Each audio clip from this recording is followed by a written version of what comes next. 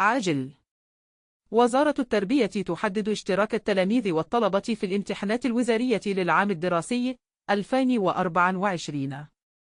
أعلن المكتب الإعلامي في وزارة التربية أن اللجنة الدائمة للامتحانات العامة حددت اشتراك التلاميذ والطلبة في الامتحانات الوزارية على وفق الآتي: 1.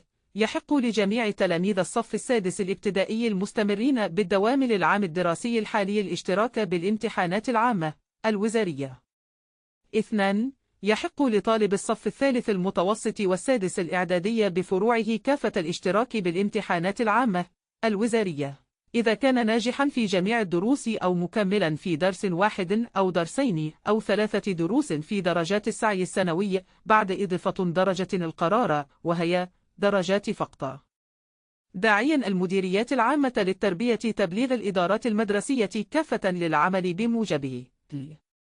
وزارة التربية تحدد اشتراك التلاميذ والطلبة في الامتحانات الوزارية للعام الدراسي 2024.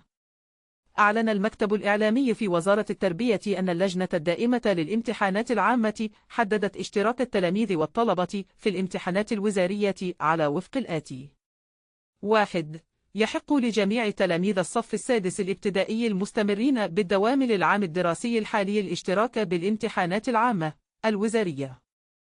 2. يحق لطالب الصف الثالث المتوسط والسادس الإعدادي بفروعه كافة الاشتراك بالامتحانات العامة الوزارية إذا كان ناجحا في جميع الدروس أو مكملا في درس واحد أو درسين أو 3 دروس في درجات السعي السنوي بعد إضافة درجة القرار، وهي درجات ثقة. داعيا المديريات العامة للتربية تبليغ الإدارات المدرسية كافة للعمل بموجبها.